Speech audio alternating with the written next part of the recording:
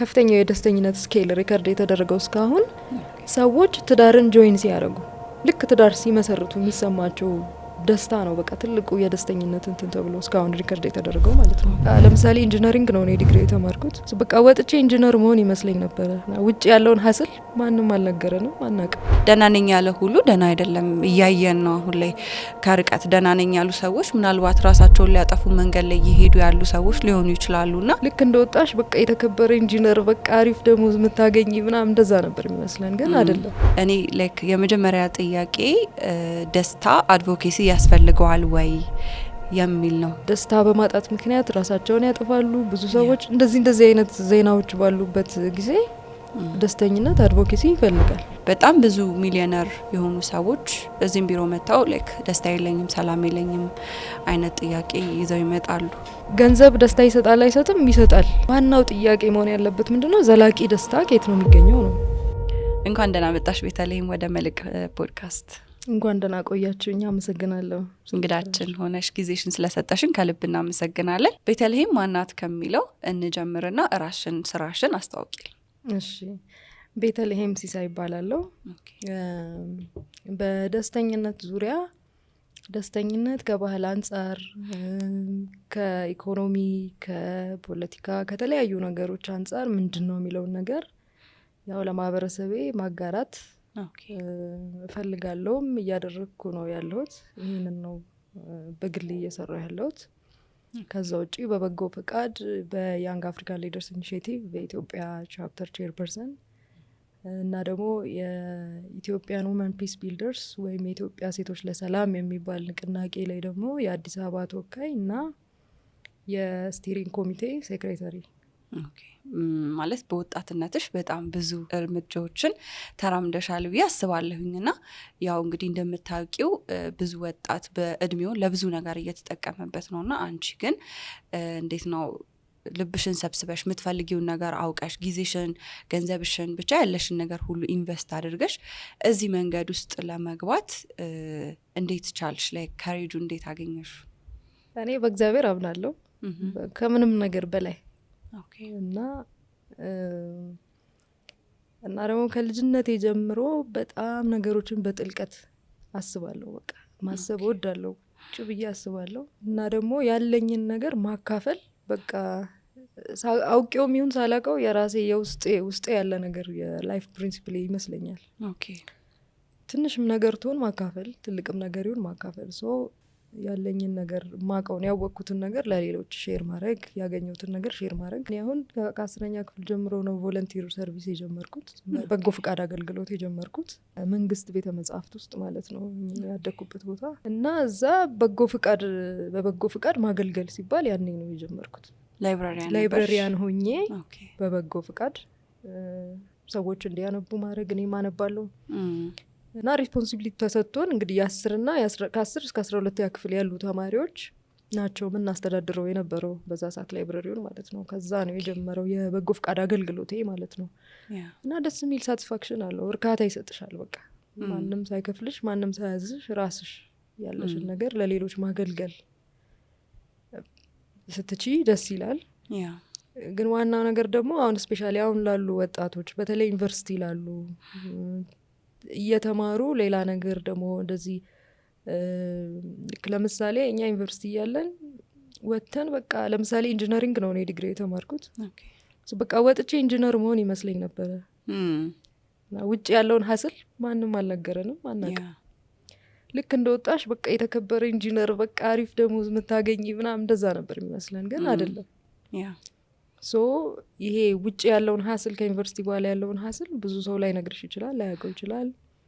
ቢያውቀውም እንዳሁኑ ጊዜ የሚዲያው መጥቶ ኤክስፔሪንሱን ሼር የሚያደርግበትም ኦፖርቹኒቲ ስላልነበረ አታውቂውም። ስለዚህ ወጣቶች በተለይ ዩኒቨርሲቲ ላሉ ወጣቶች ይሄ ሳይድ ምንድነው ሳይድ ሀስል ነው የሚባለው እሱን ነገር ላይ በጣም ፎከስ እያደረጉ ነው ያሉት አሁን ላይ እና ግን የስኪል ጋፕ ነው ብዙ ጊዜ ወጣቶች ላይ እየታየ ያለው። በሚኒስትሪ ኦፍ ሌበር ኤንድ ስኪልስ ደረጃ ራሱ ለወጣቶች ተብሎ የሚሰሩ ፕሮጀክቶች ብዙ ጊዜ ስኪል ጋፕን የመሙላት ስራ ላይ ነው ፎከስ አድርገው የሚሰሩት። እነዛ ስኪሎች ምንድን ናቸው ሲባል አንደኛ ኮሚኒኬሽን ስኪል፣ ይሄ ፕሬዘንቴሽን ራስሽ እንዴት ነው ፕሬዘንት የምታረጊው፣ ፒች እንዴት ነው የምታረጊው። እኔ እንደዚህ ያለኝ ይሄ ኤሊቬሽን ፒች የሚባላል አይደለ፣ በትንሽ ሰከንድ ውስጥ ራስሽን መሸጥ መቻል። እንዲህ አይነት ስኪሎች አሉ። ጀስት ቴክኒካሊ አካዳሚክ የሆነ ነገር ነው ዩኒቨርሲቲ የምትማሪው። ወተሽ ደግሞ ሀስሉን እንዴት ነው አንደኛ ሪያሊቲውን ማን ነው የሚያሳይሽ? ምክንያቱም ኢማጂን የምታረጊው ወጥቼ በተማርኩት ሰርቼ ምናምን አግኝቼ እንደዚህ ምናምን ፖዚቲቭ ነገሩን ብቻ ነው። ሪል ወርልድ ላይ መሬት ላይ ያለውን ሀስል የሚነግርሽ ብዙም እንደሚያሳይሽ የለም። አንዱ ታርጌቱ ምንድን ነው እሱ ነው። እነዚህ በሞልስ ደረጃ ሲሰሩ የነበሩ ፕሮጀክቶች ማለት ነው። ስትወጡ ሪያሊቲው ምንድን ነው? ኮምፎርተብል አይደለም፣ ምቹ ሁኔታ የለም። ኮምፒቲሽኑ በጣም ሀይ ነው በአሁን ሰዓት። እንደገና ደግሞ ቢሮክራሲውም እንደሚታወቀው ምናምንና ያንን ነገር ግን እንዴት ነው ኮምፒተንት ሆኜ አልፌ መውጣት የምችለው ወጥቼ ስራ ተቀጥሬ ለመስራት ለሚለው ግን ስኪሎቻችሁ ላይ ራሳችሁን ማየት ነው።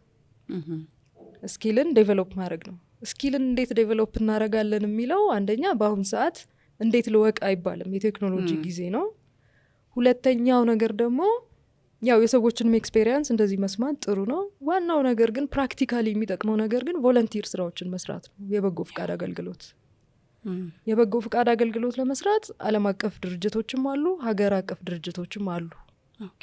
መስራት በምትፈልጉት ወይም ኤክስፐርት መሆን በምትፈልጉበት ፊልድ ላይ የሆነ ድርጅት ጋር ሄዳችሁ በመደነጻ አላገልግላችሁ። ምክንያቱም ዩ ሃቭ ታይም። በጣም ያንግ ስትሆኚ ዩኒቨርሲቲ ስትሆኚ ጊዜ ያለሽ፣ ማቹሪቲ ይጠይቃል የሆነ ፕሮፌሽን ላይ እንትን ለማለት። ያንን ሁሉ ነገር በበጎ ፍቃድ ለሆነም ድርጅት ኮንትሪቢዩት ስታረጊ ለሀገር ኮንትሪቢዩት እያረግሽ ነው። አት ሴም ታይም ደግሞ ለራስሽ ደግሞ እውቀት ልምድ እያገኘሽ ነው የምትሄጁ። በአንድ ድንጋይ ሁለት ወፍ ነው ማለት ነው። ስለዚህ ይሄንን ዋይዝሊ መጠቀም አለባችሁ ብዬ እመክራለሁ ለወጣቶች። እና እንደዛ ነው። አንቺ ከ10ኛ ክፍል ጀምሮ ቮለንቲር በማድረግ ውስጥ በመስጠት ውስጥ ብዙ ነገሮችን ዴቨሎፕ እያረግሽ እያሳደግሽ ስኪሎችን እያሳደግሽ ከዛ ደግሞ ብዙ ኦፖርቹኒቲዎች እየተከፈቱልሽም እዚህ ቦታ ላይ ደረሽ። ወጣቶች ቮለንቲር ቢያደረጉ በደንብ እንደሚጠቀሙ ማሳያ ነሽ ብዬ አምናለሁኝ። አሁን ደግሞ በስፋት እየተንቀሳቀሽበት ያለው ሃፒነስ አድቮኬት በሚል ሙቭመንት አሁን ደግሞ በጣም ለብዙ ሰዎች አዌርነስ እየሰጠሽ እየሰራሽ ትገኛለሽ። እና እኔ ላይክ የመጀመሪያ ጥያቄ ደስታ አድቮኬሲ ያስፈልገዋል ወይ የሚል ነው። ደስታ ያስፈልገዋል። በዚህ አጋጣሚ አንድ ነገር ልናገርና ወደ ጥያቄው እመጣለሁ። እሺ። የሃፒነስ አድቮኬሲውን የጀመርኩት ኮቪድ ከመምጣቱ በፊት ነው። 2012 ግማሽ ወር ላይ አይደል ያኔ ነበረ የጀመርኩት። እና ያኔ ትንሽ አሁን በዚህ ጊዜ ላይ እንዴት አሁን ስለ ሃፒነስ ማውራት ትንሽ ለሰዎች እንትን አይልም፣ ትንሽ በጣም ፋንሲ ይሆናል ተርሞ፣ ትንሽ አይሄድም። በቃ ከነበርንበት ሀዘን ጋር አይሄድም ያኔ ብዬ አቆየሁት። ግን ከዛ በኋላ ያው መስራቴን እንትን ቀጠልኩኝ ላይ ካላንደሮችን መተርጎም። የሃፒነስ ካላንደር የሚባል አለ። ሙቭመንቱ አዶፕት የተደረገ ነው ከዩኬ ውስጥ ዩናይትድ ኪንግደም ኦክስፎርድ ዩኒቨርሲቲ እነ ፕሮፌሰር ሪቻርድ ላያርድ የኢኮኖሚስት እና ኢኮኖሚክስ አስተማሪዎች ምናምን ናቸው፣ ኮፋውንደር ናቸው። እሳቸው አንድ ላይ ነው የመሰረቱት። እና ልክ እኔ ፔፐሬን ነው ሃፒነስ ላይ የሰራሁት። ከዛ በኋላ ነው ጆይን ያደረኩት ያንን ሙቭመንት። ከእነሱ ጋር ኮሚኒኬት አድርጌ ጆይን አድርጌ ኢትዮጵያ ውስጥ አክሽን ፎር ሃፒነስ ኢትዮጵያ የሚባል ሙቭመንት ነው እንትን ያልኩት። እና ካፌ ይፈልጋል፣ ስፔስ ይፈልጋል፣ ዲስከሽን ቦታ፣ ትሬኒንግ ቦታ ምናምን ይፈልጋል። ያንንም ቦታ አግኝቼ ነበረ። ግን በኮቪድ ምክንያት ካፌዎች ይዘጉ ሲባል ነው የተቋረጠው። እና በቃ ወደ ቴሌግራም ወደ ፌስቡክ ምናምን አረግኩት። ከዛ ትንሽ ቆይቼ ደግሞ ያው በቃ ኦንላይን መስራት ጀመርኩኝ። የአክሽን ፎር ሃፒነስ ካላንደር አለው። ካላንደሮችን መተርጎም ወደ ኢትዮጵያ ዌብሳይታቸው ላይ አለ በአማርኛ። ሪሰርቾችን እንደዚህ ለምሳሌ ወጣቶች ላይ ኮንፊውዝ የሚያደርግ ቶፒክ እንዴት ነው ከሃፒነስ አንጻር ከዌልቢንግ አንጻር ምንድን ነው ይሄ ነገር፣ ከሳይንስ አንጻር ከቲዮሪ አንጻር ምንድን ነው ይሄ ነገር የሚለውን ነገር እኛ ካለንበት ከእኛ አኗኗር ጋር ምንድን ነው ያለው ነገር የሚለውን በመተርጎም ለሌሎች ሼር ማድረግ ነው። እና እዚህ ጋር ማስተላለፍ የምፈልገው መልክ ምንድን ነው፣ የሆነ ሰዓት ላይ አቋርጬዋለሁ ስራውን። በመሀል እናቴ ህይወቷ ሲያልፍ ዲስትራክትድ ሆኛለሁ። ጽሁፍም እጽፍ ነበረ አቁሜያለሁ። በቃ ሁሉን ነገር ያቆምኩት እና ብዙ ጊዜ ወስዶብኛል ለመረጋጋትና ወደዚህ ለመመለስ ማለት ነው። አሁን ግን ያው በዩቲዩብም ልመጣ እችላለሁ። እንግዲህ ተመልካቾች ደስተኝነት ላይ ማወቅ መወያየት ምናምን መረዳት የምትፈልጉ ከሆነ ያው በዩቲዩብ ወይም ደግሞ ወይ በቲክቶክ ወይ በዩቲዩብ ብቻ እንገናኝ፣ እዛ ላይ በደንብ ኢንጌጅ እያደረገን ኮንቨርሴሽን ማድረግ እንችላለን የሚል መልእክት ነው ማስተላለፍ የምፈልገው። ጥያቄች ስመጣ አድቮኬሲ ይፈልጋል ወይ ደስተኝነት? አዎ ይፈልጋል። በተለይ አሁን ባለንበት ህይወት እና አኗኗር አድቮኬሲ ይፈልጋል በደንብ። ምክንያቱም ብዙ ሰዎች ደስተኛ መሆን ይፈልጋሉ ግን አይሆኑም፣ ወይም ደግሞ ደስተኛ መሆን ይፈልጋሉ ግን እንዴት መሆን እንዳለባቸው አያውቁም። ወይም ደግሞ ብዙ ሰዎች ደስታ በማጣት ምክንያት ራሳቸውን ያጠፋሉ። ብዙ ሰዎች እንደዚህ አይነት ዜናዎች ባሉበት ጊዜ ደስተኝነት አድቮኬሲ ይፈልጋል። ለምን ሲባል ቼዝ የሚደረግ ይሄ አባረሽ ደርሰሽ የምታገኘው ነገር አይደለም። ደስተኝነት ውስጥሽ ያለ ነገር ነው። ከውስጥሽ በየቀኑ ልምምድ በማድረግ ከራስሽ ጋር ሰላም በመፍጠር ቀላል በሆኑ ወደ ውስጥሽ በመመልከት የምታገኘው ነገር ነው። ስለዚህ ግን ያንን ባለማወቅ ግንዛቤው ስለሌለ ያው በዙሪያችን ብዙ ድምጾች አሉ፣ ብዙ ጩኸቶች አሉ በዙሪያችን። ያኛው ዶሚኔት አድርገዋል በህይወታችን። ራስሽን ከማዳመጥ ይልቅ ባንቺ ዙሪያ ያሉ እስከ ዓለም ድረስ ብዙ ድምጾች አሉ። ስለዚህ ወደ ውስጥሽ እንዳትሰሚ፣ ወደ ውስጥሽ እንዳታይ ነው የሚያደርግሽ ያ ነገር። ስለዚህ በብዙ ነገር ዲስትራክትድ ትሆኛለሽ ማለት ነው። የሆነ አቋም የሆነ የህይወት መንገድ ይኖርሻል ግን እንዲ እያልሽ ነው የምትደርሺው እንጂ በቀጥታ የምትሄጂውን መንገድ የለም። በብዙ ነገር ዲስትራክትድ እንሆናለን። መንገዱ ግን ቀላል ነው፣ ከራስሽ መጀመር ነው። ስለዚህ ይሄን ባለማወቅ የዚህ ግንዛቤ ባለመኖር ምክንያት ብዙ ችግሮች እየደረሱ ነው ሰዎች ላይ ከሳይኮሎጂ ከስነ ልቦና አንጻር ሜንታል ዌልቢንግ፣ የአይምሮ ጤንነት፣ የአካል ጤንነት፣ መንፈሳዊ ጤንነት፣ ማህበረሰባዊ ጤንነት፣ ብዙ ነገሮች እየተጎዱ ነው ግንዛቤ ከማነስ የተነሳ ማለት ነው። ስለዚህ ይሄን ግንዛቤ መፍጠር ጥሩ ነው ብዬ አስባለሁ። ደግሞ በጣም አስፈላጊ አንገብጋቢ ነው ብዬ አስባለሁ። ምክንያቱም ያው አንቺ የሚያነሳሻቸው ነጥቦች እንዳሉ ሆኖ በተለይ አሁን ላይ ደግሞ በጣም ራስን ማጥፋት፣ ከዛ ደግሞ ብዙ ሰዎች ዲፕሬሽን ውስጥ መገኘት አሁን ላይ በጣም ማለት እስከሚያስደነግጠኝ ድረስ በጣም ትንንሽ ልጆች ዲፕሬሽን ውስጥ ነኝ ሲሉ ትሰሚያለሽ። ደስታ የራቃቸው ማለት ስለ ላይፍ ራሱ ምን ገብቷቸው ገና ተስፋ ለመቁረጥ እኮ ገና ናቸው አይደለ?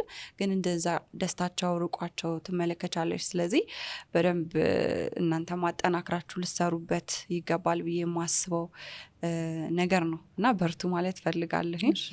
ሌላው ጥያቄ ምንድነው ደስታ ላይ በተመለከተ በጣም ብዙ ሰዎች የተለያየ እንትን ይሰጡታል፣ ትርጉም ይሰጡታል ለደስታና ብዙ አይነት ትርጉሞችን በጥናቶችን ብታይ ብዙ አይነት ነገሮች ይታያሉና ሰው ጋር ያለው ነገር ትንሽ የተዘበራረቀ ወይም ደግሞ ልክ ያልሆነ ነው ብዬ ስላመንኩኝ ይሄን ጥያቄ የምጠይቅሽና ትክክለኛው የደስታ ዴፊኒሽን ወይም ደስታ ምን ማለት ነው? ደስታ ያው ቅድም እንዳልኩሽ ከራስ ጋር ሰላም በመሆን በቂ ረፍት በማግኘት መንፈሳዊ በመሆን በጎ ነገር ለሌሎች በማድረግ በምናምን የሚገለጽ ነገር ነው። ግን ደስታ ማለት ይሄ ነው ብለሽ በአንድ ቃል የምትገልጪው ነገር አይደለም። ምክንያቱም ደስተኝነት ኮንቴክስቹዋል ሚኒንግ ያለው ነገር ነው። ሁሉም ነገር ላይ ስትሄጂ የራሱ ትርጉም ያለው ነገር ነው ደስተኝነት። ስለዚህ ይሄ ነው ደስታ ማለት ብለሽ ዲፋይን ማድረግ አትችይም። አግሪመንት ላይም አልተደረሰም እስካሁን። ከፍልስፍና አንጻር ደስተኝነት የራሱ ትርጉም አለው፣ ከባዮሎጂ አንጻር የራሱ ትርጉም አለው፣ ከባህል አንጻር፣ ከሃይማኖት አንጻር፣ ከፖለቲካ አንጻር፣ ከኢኮኖሚ አንጻር ምንድነው ደስተኝነት የሚለው ነገር የራሱ የሆነ ትርጉም አለው። ስለዚህ ዲፋይን ማድረግ አትችይም። ይሄ የሆነበት አንዱ ዋናው ምክንያት ደግሞ ምንድነው የሰው ልጅ በህይወቱ ሲኖር ደስተኛ መሆን አለበት። አዎ፣ ግን በምንድነው ደስተኛ የሚሆነው ሰው? በአንድ ነገር ብቻ ደስተኛ አይሆንም ሰው፣ በብዙ ነገር ነው ደስተኛ የሚሆነው። ስለዚህ የብዙ ነገሮች ድምር ውጤት ደስታን ይሰጠናል ብለን ማሰብ እንችላለን። አዎ በአንድ ነገር ብቻ አይደሰትም ሰው በተለያዩ ነገሮች ነው የሚደሰተው፣ በብዙ ነገሮች። አዎ ምክንያቱም ላይፋችንንም ስታዩ እኮ የስራ ህይወት አለን፣ መንፈሳዊ ህይወት አለን፣ የትዳር ህይወት አለ፣ ወላጅነት አለ፣ ጉርብትና አለ፣ ብቻ ብዙ አይነት እንትኖች ነው ያሉንና በነዛ ውስጥ ሁሉ የምታሳልፊው ነገር እንዳልሽው ኮንቴክስቹዋሊ ደስታ እንትኑን ይቀያይራል ብዬ አስባለሁ። ደስታ የህይወት ግብ መሆን ይችላል? ለምንድን ነው ይህንን ጥያቄ የምጠይቅሽ? ብዙ ጊዜ ክላይንቶቼን ሲመጡ የመጀመሪያው ሴሽን ላይ የመጡበትን ሪዝን ከሰማሁኝ ካዳመጥኩኝ በኋላ ሁሉም ካውንስሊንግ እንትን ያስፈልገዋል፣ ጎል ያስፈልገዋል። ስለዚህ ጎል ሴቲንግ የምንላት ፌዝ አለች። ስለዚህ ከዛ የስፔሲፊክ ክላይንት ጋራ ለምንድን ነው ወደ መልህቅ የመጣኸው? ከዚህ ሴሽን በኋላ ምንድን ነው ማትረፍ የምትፈልገው? ወይም የመጨረሻ ቀን ሴሽኑ አልቆ ከዚህ ስትወጣ ምን አቺቭ ማድረግ ትፈልጋለህ? ሶ ያንን ጎል ሴት እናደርጋለን፣ አላማ ያለው መመላለስ እንዲሆን ማለት ነው። አንድ ሰው ሜይ ቢ 3 4 10 ሊመጣ ይችላል እንደ ኬዙ ርዝመትና ጥረትና። ሶ ያ ሰው ሲመጣም ሲሄድም ያንን አላማ አስቦ እንዲሆን ማለት ነውና በጣም ብዙ ሰዎች ይሉኛል ጎል ሴት እናድርግ ስንላቸው ደስተኛ መሆን ይሉኛልና እስቲ ስፔሲፊክ አድርጉልኝ ብዬ ጠይቃለሁና ለዛ ነው አንቺ ደግሞ የደስታ አድቮኬት እንደመሆንሽ መጠን ይሄን ነገር ደጋግመሽ መስማት ከብዙ ሰዎች እድሉ አለሽ ብዬ ስላሰብኩኝ ነውና ደስታ የህይወት ግብ መሆን ይችላል ወይ? አሁን እነዚህ ክላይንቶቼ ጀስት ለአንድ እዚህ ለሚመላለሱበት ምልልስ ትርጉም የሰጡበት መንገድ ሊሆን ይችላል። ግን ደግሞ አንዳንድ ሰዎች ደግሞ ላይክ እንደ ህይወት ግብ ሲያስቀምጡት ያለውና ደስታ የህይወት ግብ መሆን ይችላል ወይ? ደስታ የህይወት ግብ መሆን ይችላል ወይ የሚለው ጥያቄ አሁን የህይወት ግቤ ደስተኛ መሆን ነው ካልሽ የሰው ልጅ በአንድ ነገር ብቻ ደስተኛ አይሆንም። ግን ቅድም ካልሽው ነገር አንጻር አሁን ጎል የምታረጊው ነገር አለ። ለምሳሌ ወደዚህ ቦታ የሚመጡ ሰዎች አንቺ ካውንስሊንግ የምትሰጫቸው ሰዎች ትዳርን መሰረት ያደረገ ካውንስሊንግ ነው ፈልገው የሚመጡት። ሶ ምንድነው መጨረሻ ላይ የምትፈልጉ ሲባል ደስተኛ መሆን ከሆነ በትዳሬ ደስተኛ መሆን ነው ማለት ነው የምፈልገው አይደል? ሶ በትዳር ደስተኛ ለመሆን ግን ምን ይጠይቃል ነው ምን ይፈልጋል እንጂ ሁሉም ሰው በማንኛውም ሁኔታ ውስጥ በማንኛውም የህይወት ደረጃ ውስጥ በማንኛውም ሁኔታዎች ውስጥ ደስተኛ መሆን ይፈልጋል። ከፍልስፍና አንጻር የሰው ልጅ በሙሉ በቃ መጨረሻ ላይ ጎሉ በቃ መጨረሻ ላይ እዛ እንደሚያገኘው ነገር ከሚያደርገው ነገር በሙሉ ደስተኛ መሆን ነው የሚለው። እስቲ ደስተኛ ልሁን ብለሽ ግን አይደለም ትዳር የምትመሰርችው። እስቲ መጨረሻ ላይ እደሰታለሁ እና እስቲ ልማር ብለሽ አይደለም ትምህርት የምትጀምሪው። በቃ መጨረሻ ላይ ስለምደሰት እስቲ ለመደሰት ስራ ልጀምር ወይ ለስራ ምናምን ብለሽ ግን አይደለም። ሞር ኦፍ ፐርፐዝ ነው። ፐርፐዝ ነው። ሰው ለምሳሌ የሆነ ቢዝነስ መክፈት ጀምራለሁ ብለሽ ወይ የሆነ ስራ መስራት ፈልጋለሁ ብለሽ ስትጀምሪው ጀምሮ በዛ ፓዝ ውስጥ መሆንሽ ራሱ ትልቅ ሳቲስፋክሽን ይሰጥሻል። ስቴፕ ባይ ስቴፕ ስለሆነ ወደዛ የምትሄጂው ማለት ነው። ትዳር ውስጥም እንደዛው ነው።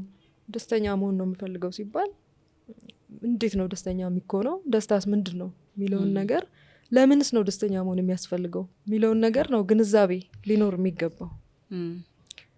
ስለዚህ እንደ ህይወት ግብ ከዚህ ተነስቼ እዚህ ጋር ስደርስ ደስተኛ ሆናለሁ ምናምን ብለሽ የማትሄጂበት ግን ደግሞ እያንዳንዱ የምትሄጂው መንገድ ግን ወደዛ የሚያደርስሽ አይነት ነገር ነው እና ጎልና አቺቭመንት ቅድም ያልሽው ለምሳሌ አንቺ ጋር የሚመጡ ክሊየንቶች በቃ እኔ ደስተኛ የሆነ ትዳር፣ ሰላማዊ የሆነ ትዳር ነው የምፈልገው ይላሉ። ካሉበት ፖይንት ተነስተው ወደፊት ስለወደፊቱ እንትን ሲሉ ማለት ነው አይደል? ከዛ በኋላ በእናንተ ካውንስል በምታደርጉበት ሂደት ውስጥ የሆነ ፖይንት ላይ እኮ ምን ላይ ደረሳችሁ የሚለውን ከትላንትና ከዛሬ ኮምፔር ልታደርጉ ትችላላችሁ አይደል? ያ እሱ ነው ፐርፐዙ ሲጀምር። እሱ ነው። ሶ ትላንትና ምን ነበረ፣ ዛሬ ምን አቺቭ አድርጌያለሁ፣ ምን ነበረ ትላንት ያቀድኩት፣ ምን ላይ ለመድረስ ነበር ይሄን ጉዞ የጀመርኩት፣ ዛሬ ምን ያህሉን አሳክቻለሁ።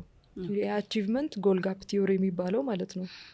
ጎል ያረግሽውና አቺቭ ያቀድሽው ነገርና ያሳካሽው ነገር መሀል ያለው ጋፕ ነው፣ ክፍተት ነው ደስተኝነትሽን እንትን የሚለው አፌክት ያደርገዋል። ሶ ትላንት ያቀድኩት ነገር ዛሬ ላይ ምን ያህሉን አሳክቸዋለሁ ስቲ ባቀድሹና ባሳካሹ ነገሮች መካከል በጣም ሰፊ ርቀት ካለ ደስተኛ አትሆኝም። ቀንሰዋል ደስታችን አትሆኝም። ግን ተቀራራቢ ከሆነ ጋፑ ጠባብ ከሆነ ግን ኦኬ ጥሩ ነኝ እያልሽ ትሄጃለሽ ማለት ነው። ስለዚህ ሰው ባቀደውና ባገኘው ባሳካው ነገር መካከል ያለው ክፍተት ራሱ ደስተኝነቱ ላይ ተጽዕኖ ይፈጥራል ማለት ነው። ያ በጣም ቆንጆ። ደስታ ላይ ሌላ የሚነሳ አንድ አከራካሪ እንትን አንዳንድ ሰው ደስታ ከውስጥ ነው ይላል። አንዳንድ ሰው ደግሞ እኔ ገንዘብ ላገኝ እንጂ እኔ ላግባ እንጂ እኔ ይሄን አቺቭ ላድርግ እንጂ ደስታ ሲጠፋ ያዋለሁኝ አለ አይነት ነገር ነው። ሶ አንዳንዶቹ በኢንተርናል ነገር ላይ ይመሰርቱታል። አንዳንዶቹ ደግሞ ደስታ ውጫዊ ነው፣ ከውጫዊ ነገሮች የሚገኝ ነገር ነው የሚል አስተሳሰብ አላቸውና እዚህ ላይ ያለሽ አመለካከት ምንድን ነው? ሁለቱም ትክክል ነው። ከውጫዊም ከውስጣዊም ይገኛል ደስታ። ዋናው ጥያቄ መሆን ያለበት ምንድነው ዘላቂ ደስታ ከየት ነው የሚገኘው ነው። ምክንያቱም ዛሬ ላይ በጣም ደስተኛ ሆነሽ ነገ ደስተኛ አትሆኝም። ስለዚህ ደስተኝነት ላይ ራሱ ጊዜያዊ ደስታ እና ደግሞ ዘላቂ ደስታ የሚባል ነገር አለ።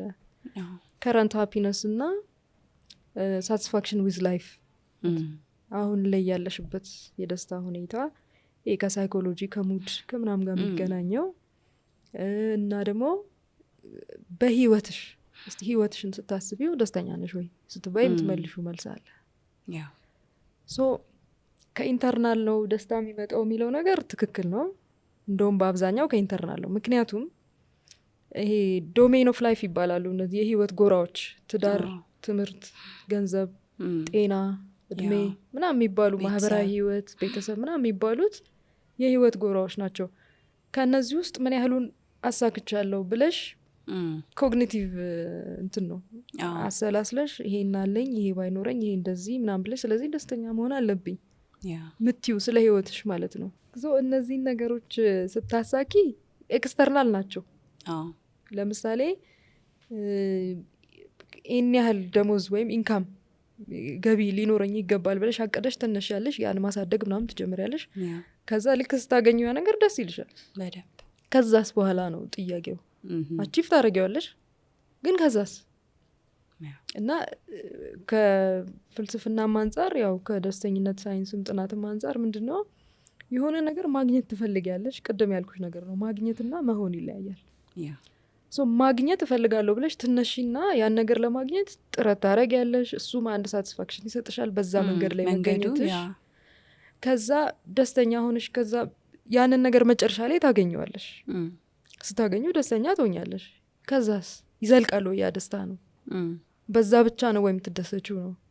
ለምሳሌ ገንዘብ ማግኘት እኔን ያስደስተኛል ካልሽ ትክክል ነው፣ ያስደስታል ገንዘብ ማግኘት። ገንዘብ ማግኘት ባይዘው ገንዘቡ አይደለም ደስታ የሚሰጥሽ፣ በገንዘቡ የምታረጊው ነገር ማድረግ ፐርቼዝ ማድረግ የምትሽው ነገር ያየሽውን ነገር መግዛት ከቻልሽ ደስተኛ ትሆኛለሽ ነው። የምትፈልጊውን ነገር ማድረግ ስትሺ ማለት ነው። ከዛ ግን አገኘሽ፣ ከዛ በኋላስ ገንዘብ ብቻ ነው የሚያስደስትሽ? እሱ ነው ጥያቄ። ከዛ ደግሞ ትዳር ትፈልጊያለሽ አይደል? እሺ በጣም የምትወጂውን ሰው ወይ በጣም የሚወድሽን ሰው አገባሽ፣ ከዛ አብራችሁ ትኖራላችሁ። ከዛስ?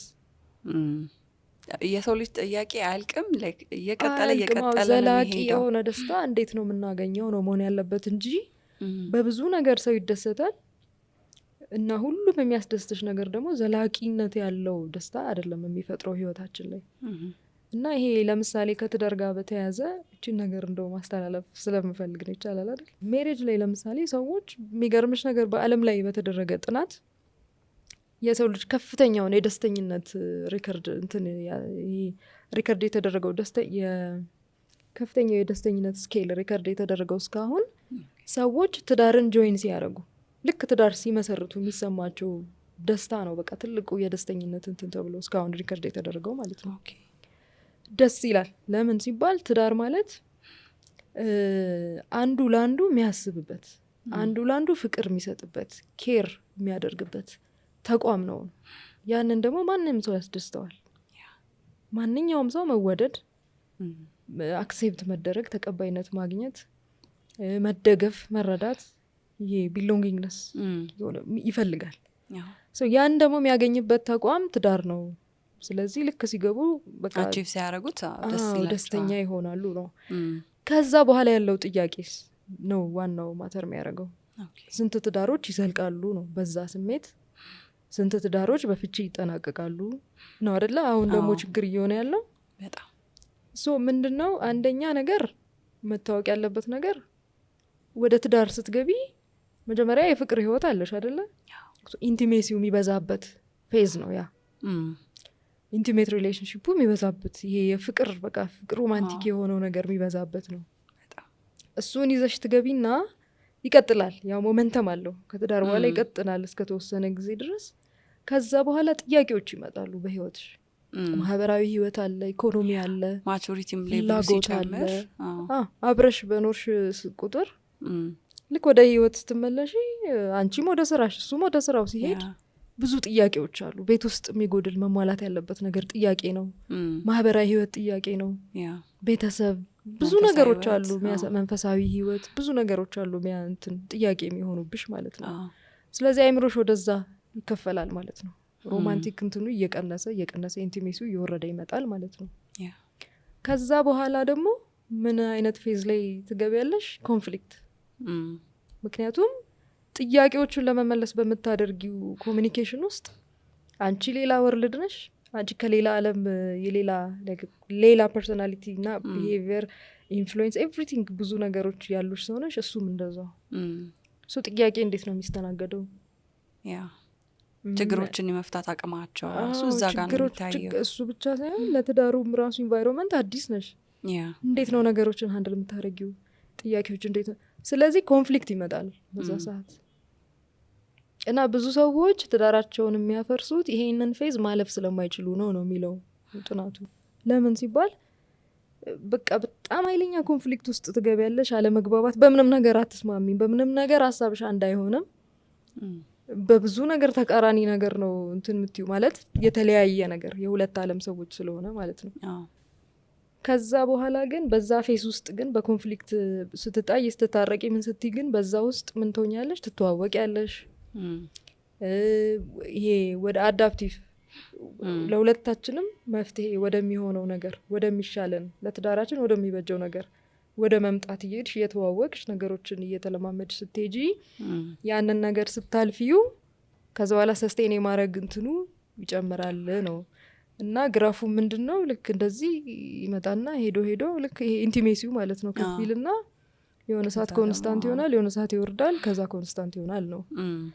እና ይሄ ነገር ግንዛቤ ውስጥ ቢገባ እኔ ደስ ይለኛል፣ ሰዎች ቢረዱት ትዳር ላይ በቃ የሆነ እና ዘወረስት ደግሞ ቅድም እንደነገርኩሽ ጥናቱ በጣም ቶፕ ደስተኝነት ላይ የሚያደርሰው የሰዎችን ሜሬጅን ጆይን ማድረግ ነው።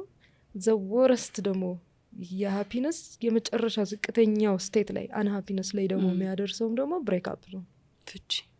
እስካሁን ዓለም ላይ ካሉት ነገሮች ፍቺም ወይም ደግሞ መለያየትም በቃ ከፍቅር ጓደኛሽ ጋር መለያየት ወይም ደግሞ ትዳር ደግሞ ሲሆን መለያየት ማለት ነው ፍቺ።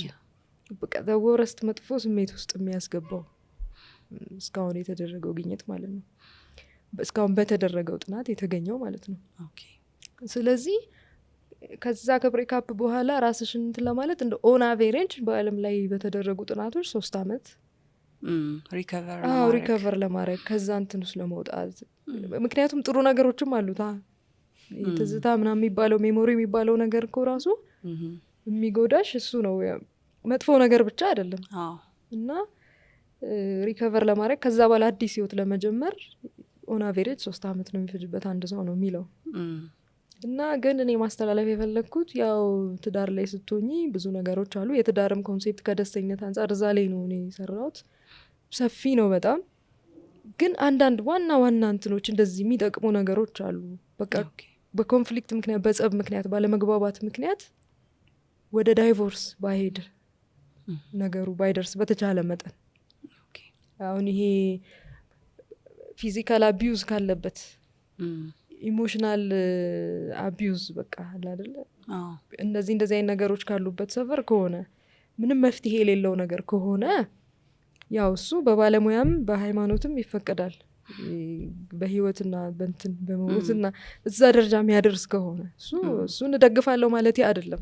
እረዳሻለሁ። አሁን በየጊዜው በጣም ከፍተኛ የሆነ አቢዩዝ ፊዚካል ደግሞ በዛ ላይ ይሄ ለሞት ዛቻ ሊሆን ይችላል። ኢቨን በህይወትና በሞት መካከል እስከምትሆን ድረስ መማታት አይነት ሽጉጥ እየተመዘዘባቸው የሚኖሩ ብዙ ሴቶች አሉ። መደገፊያ አይደለም፣ ያንን ፓርት ነው ለማለት የፈለግሽው። እኔም እሱን መደገፊያ አይደለም እንደዚህ ስል ግን አስማች አስ ፖሲብል ተዋደሽ ተፈቃግደሽ ተዋውቀሽ የምትጋቢው ትዳር ግን በብዙ ግንዛቤ በማጣት ምክንያት ነገሩ ቀላል ሆኖ ጸቡ ይተልቃል፣ ይበዛል እና ወደ ዳይቮርስ። ምክንያቱም ለምንድን ነው ዳይቮርስ ባይሆን ብዬ የምመርጠው በተለይ የወለዱ ባለትዳሮች የነሱ ችግር በርደን በሙሉ ልጆቻቸው ላይ እንትን ስለሚል ነው እና እነሱ ሶልቭ አድርገው መኖር የሚችሉትን ነገር ወደ ዳይቮርስ እንትን ይሉትና ልጆቻቸው ግን ይሄ ከብሮክን ፋሚሊ የመጣ እናትሽ እዛ አባትሽ እዛ በመሀል የምትሰቃዩ ስቃይ ያለ ምናምን እና ያንን ነገር አስማች አስ ፖሲብል ባይሆን በቃ ወደ ልጆች ነው። ምክንያት የእናትና የአባት መለያየት የሚሸከሙት እንትኑን በርደኑ ልጆቹ ናቸው እና ለዛ ነው እቺን ለማስተላለፍ ነው። ያ በጣም ማለት አሁን ላይ ፍቺም እየበዛ እንደመሆኑ መጠን በጣም ጊዜውን ያመላከተ ወይም ደግሞ ጊዜውን የጠበቀ ምክር ነው ብዬ አምናለሁኝ። ምንድነው ሰው እንዴት ነው ሰምቶ ህይወቱ ላይ ኢምፕሊመንት ያደርገዋል ብዬ አስባለሁኝ። ብዙ ጊዜም ደግሞ እንዳልሽው አንቺ 3 አመት ድረስ ይፈጃል አይደል ሪከቨር ለማድረግ እና ኢነርጂ ነው የሚጨርሰው። ብዙ ጊዜ በቃ እኔ ልፋታ ልገላገል አይነት ነገር ሰዎች ያነሳሉና ታው ምክንያቱም እኛ ያው እንደ ካውንስለር ብዙ ሰው አይደለም የምታየው። አንዱ ሰው በቃ ልፋታ ብሎ ተፋቶ ከዛ ደግሞ ከፍቺ ሪከቨር ለማድረግ ደግሞ ከብዶት አግዙኝ ብሎ የሚመጣ አለ። ስለዚህ እነዛን ስለምናይ ታው እዚህ ላይ ብትሰሩ ይሻላችኋል፣ ትዳሩ ላይ ስሩ፣ ኢነርጂያችሁን ለሪከቨሪ ከምታደርጉት ትዳራችሁ ላይ ለመስራት ብትጠቀሙበት ታተርፋላችሁ ብለን እንላለን። ስለዚህ እሱም በደንብ የሚያጠናክር ሀሳብ ነው ያነሳሹ። ሰዎች ብዙ ጊዜ ደስተኛ መሆን ይፈልጋሉ፣ ግን ደስተኛ እንዴት መሆን እንዳለባቸው ደግሞ አያውቁም። እንዴት ነው ሰው ደስተኛ መሆን የሚችለው? ያው ቅድም እንዳልኩሽ ነው ደስተኝነት ግንዛቤ ይፈልጋል። ምንድን ነው ደስተኛ የሚያደርገው ሰው ነው? ከረንት ሃፒነስ እና ሳቲስፋክሽን ዊዝ ላይፍ። ይሄ አሁን ጊዜያዊ ደስታና ሄዶኒክ ቲዮሪ የሚባለው አለ። ፕሌዠር ማግኘት፣ ፊሊንግ ጉድ ከስሜት ጋር የተገናኘ ነው። ጥሩ ስሜት እንዲሰማሽ ብዙ ነገር ታደርጊያለሽ። ግን ሳቲስፋክሽን ዊዝ ላይፍ የሚለው ነገር ደግሞ ብዙ ነገር በህይወትሽ መርካት፣ ብዙ ነገር ብዙ ግንዛቤ ይጠይቃል እሱ። ሶ ይሄ ጊዜያዊ ደስታዎችን ማግኘት መጥፎ አይደለም። ምክንያቱም ጥሩ ሜሞሪ በህይወትሽ እንዲኖርሽ አሁን ከረንትሊ አንዱ እንደውም ጥናት ሲደረግ እኔ ጥናት ሳረግ አንዱ ጥያቄው ምንድነው ደስተኝነት ላይ ዱ ዩ ሃቭ ኤ ጉድ ቻይልድሁድ ሜሞሪ ነው የሚለው። ጥሩ የልጅነት ትዝታ አለሽ ወይ? ወደኋላ ህይወትሽን ስታስቢው በመጥፎ ነገሮች በመጥፎ በህመም በስቃይ የተሞላ ነው ወይስ ጥሩ ደስ የሚልሽ ትዝታ ሜሞሪ አለ? የልጅነት ጊዜ ላይ እሱ ራሱ ሜሞሪው ራሱ አሁን ላለሽበት ደስተኝነት ወይም ስሜት ጥሩ አስተዋጽኦ ያደርጋል ማለት ነው። ስለዚህ ጊዜያዊ ደስተኝነት ጊዜያዊ ደስታ የሚሰጡ ነገሮችን ማድረግ መጥፎ አይደለም፣ ጥሩ ነው። ግን ፎከስ መደረግ ያለበት ደግሞ ዘላቂ ደስታ የምናገኝበት ነገር ላይ። እሱ ደግሞ አንደኛው ቅድም እንዳልኩሽ ይሄ ዓለም ላይ ያለን በአጠቃላይ ዓለም ኤክስተርናል ወርልዱ ላይ ይሄ ውጫዊ ዓለም ላይ ፎከስ በማድረግ ትኩረታችን እዛ ላይ በመሆኑ ምክንያት ውስጣዊውን ዓለም ረስተነዋል። ውስጣዊው ዓለም ምንድን ነው? ወደ ውስጣችን ስንመለከት በጣም ብዙ ነገሮች አሉ አይደል? ራስን መሆን፣ ራስን መረዳት፣ ከራስ ጋር ሰላም መፍጠር የመሳሰሉ ነገሮች እና እንደውም ወደ ሃይማኖቱ ስትሄጂ ደስታ ማለት እግዚአብሔርን ማግኘት ነው በቃ የሚለው እና እንዴት ሲባል ትክክል ነው። ያው ኤክስፔሪየንስ ያደረጉ ሰዎች ይኖራሉ፣ ያውቁታል። እንደየ ሃይማኖታችን ሁላችንም እናውቀዋለን። የምታገኙ ሰላም አለ፣ የመንፈስ መረጋጋት አለ፣ በነገሮች አለመጨነቅ፣ አለመፍራት።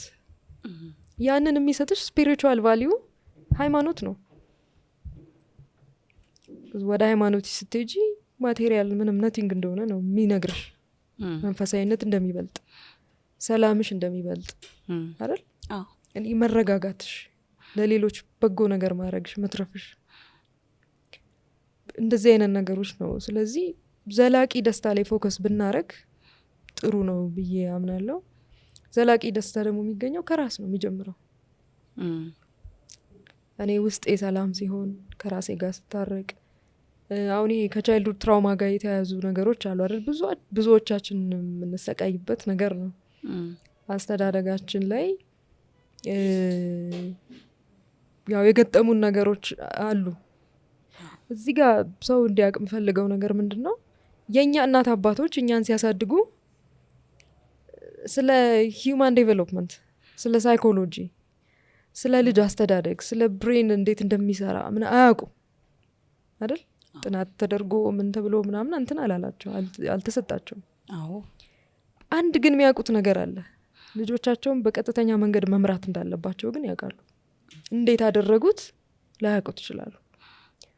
ለዚህ ትውልድ ነው የማስተላለፍ የምፈልገው፣ እነሱን መውቀስ አይደለም መፍትሄው፣ እንዲያርገውን ምናምን ሳይሆን፣ ምክንያቱም ኢንቴንሽናቸውን ካየሽው የነሱን ስነ ምግባር እንዲኖርሽ፣ ጨዋ እንድትሆኝ አይደል? መጨረሻችን እንዲያምር፣ መጨረሻ ላይ በማህበረሰብሽ ተቀባይነት እንድታገኚ፣ ከሰዎች ጋር ጥሩ ግንኙነት እንዲኖርሽ፣ ሀሳባቸው ኢንቴንሽናቸው እሱ ነው።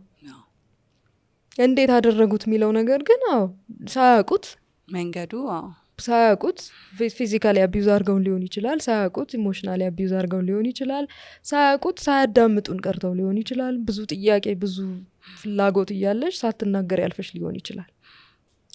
ዛሬ ያ ትክክል እንዳልሆነ አወቅን እኛ። ማወቃችን ለምንድን ነው የሚጠቅመን? ላይፋችንን ሼፕ እንድናደርግ፣ አንደኛ ላይፍሽን ሼፕ ታደርጊያለሽ፣ ከራስሽ ጋር ትታረቂያለሽ። ይሄ ቻይልድሁድ ትራውማዎች ላይ ሶሻል ላይፍ ዛሬ ላለሽ ማህበራዊ ህይወት ትልቅ መጥፎ ተጽዕኖ ይፈጥራል አይደል? ማህበራዊ ህይወትሽ፣ የስራ ህይወትሽ፣ በአጠቃላይ የራስሽ የግል ህይወትሽ ትንሽ ይናጋል። በዚህ ምክንያት አንቺም ሳታቂው ይዘሹ የምትመጩ ነገር ስለሚሆን ማለት ነው አይደል? ወርስሽ ይዘሹ የምትመጩ ነገር ነው። በዛ ነው ሼፕ ተደርገሽ የምትመጩ። ስለዚህ አሁን አወቅኩኝ። ሳቅ አንደኛ መዳን አለብኝ። መጀመሪያ እኔ መዳን አለብኝ፣ ሂል ማድረግ አለብኝ። ከዛ በኋላ ትዳሬ ላይ፣ ልጆቼ ላይ፣ ማህበረሰቤ ላይ ደግሞ ያንን ነገር ማስተጋባት፣ ማጋራት፣ ማሳወቅ፣ ልጆቼን በዛ በትክክል በተሻለው መንገድ ስነ ልቦናቸው ሜንታሊ ፊዚካሊ ምናምን ብለሽ አንቺ ባወቅሽው ደግሞ ልጆችሽን ማሳደግ መምራት ነው ያለብሽ እንጂ እነሱ እንዲያርገውን መፍትሄ አይደለም። እሱ መፍትሄ አይሆንም። ሁለተኛ ነገር ደግሞ እነሱን መውቀስ ራሱ ትክክል አይደለም። ኢንቴንሽናቸው እኛን መጉዳት ስላልሆነ እስኪ ልጄ ስታድግ ፈሪ ትሁን ብለው ነው እንዴ ሲቀጡ ነው የነበረው? አይደለም። ልጄ ስታድግ ህይወቷ ይበላሽ ማህበራዊ ህይወቷ ብለው ነው? አይደለም። ስለዚህ ኢንቴንሽናቸው መረዳት ጥሩ ነው። ትውልድ ለትውልድ ባይወቃቀስ፣ ካወቅን ባወቅነው መሰረት ነገሮችን አስተካክለን መሄድ ሚለውን እመርጣለሁ። ልክነሽ ማለት የሚወቅስ ሰው መወቀሱ አይቀርም። እኛ ቤተሰቦቻችን ሁሌ የምንወቀስ ከሆነ ነገ ደግሞ የኛ የምንወልዳቸው ልጆች እኛን የሚወቅሱ ነው የሚሆኑት። ምክንያቱም እኛም እኮ ለሚቀጥለው ትውልድ ኋላ ቀርነን እኮ ሁሌም ወደ ጀነሬሽን እያደገ በሄደ ቁጥር ኢንቴሊጀንስ እየጨመረ የሚያስቡበት ነገር በቃ ልደርሽበት ማቺው እስከሚመስል ድረስ ሩቅ ናቸውና አሁን እኛም በጣም ቤስት ብለን የምናስበውን ፓረንቲንግ እየተከተለ ሊሆን ይችላል። ያኔ ደግሞ እነሱ አድገው ደግሞ የኛ እድሜ ላይ ሲደርሱ ያ ፓረንቲንግ ኋላ ቀር ነው ሊባል እኮ ይችላል። የምናውቀው ነገር የለም እንጂ አሁን ልክ የኛ ወላጆች እኛን ሲያሳድጉ በጣም ቤስት በሚባለው ባመኑበት ይቀርጻቸዋል፣ ልጆቼን ዴስቲኒያቸውን ያስተካክላል ብለው ባመኑበት ነው በመንፈሳዊም በተረዱት መረዳት ልክ ያሳደጉንና ስለዚህ የሚወቅስ ሰው መወቀሱ አይቀርምና ጋፑ ላይ መስራት ነው መፍትሄው ብዬ የማስበው። ዘላቂ ደስታ እያነሳሽ ነበርና ጊዜያዊ ደስታና ዘላቂ ደስታ ብዙ ሰዎች አይ ቲንክ ዘላቂ ደስታውን በማጣታቸው ምክንያት ህይወታቸው በጣም የተቃወሰ ነው ብዬ አስባለሁኝ። በጣም ብዙ ሚሊዮነር የሆኑ ሰዎች እዚህም ቢሮ መጥተው ላይክ ደስታ የለኝም ሰላም የለኝም አይነት ጥያቄ ይዘው ይመጣሉ። በጣም በውጭም ሀገር ላይ ደግሞ ስትመለከቺ በጣም ከፍተኛ የሆነ ስልጣን ያላቸው፣ ዝና ያላቸው፣ ገንዘብ ያላቸው፣ በጣም ብዙ አቺቭ ማድረግ የሚፈልገውን ነገር አቺቭ ያደረጉ ሰዎች ሱስ ውስጥ ታገኛቸዋለሽ።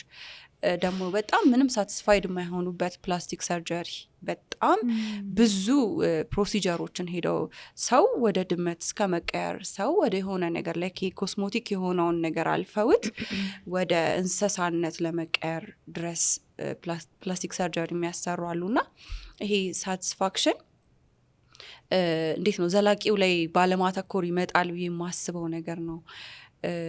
ምን ትመክሪያለሽ ለእንደዚህ አይነት ሰዎች? ሁሉ ነገር ላላቸው ግን ደስታ ለሌላቸው፣ ሳቲስፋክሽን ለሌላቸው። አሁን ደስታ ስንል የአጭር ጊዜዋን ደስታ አይደለም። ሰው መጠጥ ጠጥቶም እኮ ደስታ ያላገኝ ይችላል፣ ግን ዘላቂ ነው ወይ ነው? በማግስቱ ሃንጎቨር ጋር ይፋጠጣል። ስለዚህ ኮንሲኩዌንስ ያለው ደስታ አለ። ከዛ ደግሞ ከፐርፐዝ ጋር ሲሆን ደግሞ ያ ነገር ውጤቱ መልካም ይሆናል ወይም ደስታ ይሆናል ማለት እንችላለን። ስለዚህ ለእነዚህ ሰዎች ምን ትያቸዋለሽ? ያው እንዳልኩሽ ነው፣ ግንዛቤ ይፈልጋል ይሄ ነገር። ግንዛቤው ምንድን ነው? ለምሳሌ ሶቅራጥስ ምን ይላል? አንድ ነገር በጣም የምትፈልጊው ነገር ያን ነገር ለማግኘት በቃ ማትሄጂበት መንገድ አይኖርም። ጥረት ታረጊያለሽ። በቃ ያን ነገር ካላገኘው በቃ ኦብሰስድ ትሆኛለሽ ምናምን። ልክ ስታገኙ ግን ይወርዳል ያ ፍላጎትሽ በሙሉ። ይቀል ምክንያቱም አገኘሽዋ፣ በቃ ያንቺ ነው አሁን። በዛ ብቻ ደግሞ ደስተኛ አትሆኝማ። ሌላም ነገሮች ቅድም እንዳልኩሽ አሉ። በብዙ ነገር ነው የምንደሰተው። ሶ ገንዘብ ደስታ የሚሰጠን መስሎን ገንዘብ ላይ ፎከስ አድርገን ሰርተን ገንዘቡን አግኝተን መጨረሻ ላይ የደስተኝነትና የገንዘብ ግራፍ ምንድን ነው የሚያሳየው? ልክ ገንዘብሽ እየጨመረ ይሄድና አንቺም ደስተኛ እየሆንሽ ትሄጃለሽ። ምክንያቱም ገንዘብ ደስታ ይሰጣል አይሰጥም? ይሰጣል። የሚሰጠው ግን እስከምን ድረስ ነው? ለምሳሌ ቤዚክ ኒድሽን ማሟላት ከቻልሽ በገንዘብሽ፣ ምግብ ገዝተሽ መብላት ከቻልሽ ደስተኛ ትሆኛለሽ። ኒድ ግራቲፊኬሽን ነው። ልክ ናቹራሊ ሰው የሚፈልገው ነገር ልክ ርቦሽ ምግብ ስታገኝ አንቺ እወቂውም አትወቂውም ደስተኛ ትሆኛ፣ ጥሩ ስሜት ስለሚሰማሽ ማለት ነው። ልብስ ገዝተሽ መልበስ ከቻልሽ፣ ቤት ካለሽ፣ እንደዚህ አይነት ቤዚክ ኒድ የሚባሉ ነገሮች አሉ። ከዛ ከፍ እያለ ሲሄድ ግን ልክ አሁን ቤዚክ ኒድሽን አሟልተሽ ምን ብለሽ ከዛ ከፍ እያለ ሲሄድ ሲሟላልሽ ሁሉም ነገር ግን ከቤዚክ ኒድ ያልፍና ወደ ዋንት፣ ፐርሰናል ዋንት፣ የግል ፍላጎትሽ ምንድን ነው? ፓሽን ሊሆን ይችላል። ቅድም እንዳልኩሽ አገልግሎት መስጠት፣ ለሌሎች ማጋራት ሊሆን ይችላል። የተለያዩ የግል ፍላጎቶች መማር ሊሆን ይችላል። የተለያዩ ነገሮች አሉ የግል ፍላጎቶች። ከዛም ከፍ ይላል ደግሞ። ከዛ ይሄድና ጣራ አለው በቃ የምታገኝበት። ልክ የሆነ ገንዘብሽ ይጠራቀምና ከሆነ ጊዜ ከሆነ አማውንት ኦፍ መኒ ከሆነ የገንዘብ መጠን በላይ ያለው ገንዘብ ህይወትሽ ላይ ምንም ተጽዕኖ አይፈጥርም። ስለዚህ ገንዘቡ ከዛች ፖይንት በኋላ ከፍ አለም አላለም አንቺ ላይ ደስታ አይፈጥርም። የሚቀይረው ነገር የለም። ከዛ ኮንስታንት ይሆናል ግራፉ ማለት ነው። አታዝኝም። ከዛ በላይ ገንዘብ ብታገኝ ምንም አያሳዝንም፣ መጥፎ ነገር አይደለም። ደስታሽን ግን አይጨምረውም። ሊሚት አለው። በቁሳቁስ የምታገኙ ደስታ የተገደበ ነው። ካግኝተሽ መጨረሻ ላይ ተጨማሪ ነገር ትርፍ ነው የሚሆነው እንጂ አንቺ ላይ የሚጨምረው ደስታ የለም ማለት ነው። ከዛ ወደ ትሄጃለሽ? ደስታሽን በሌላ ነገር ወደ መፈለግ ትሄጃለሽ ማለት ነው።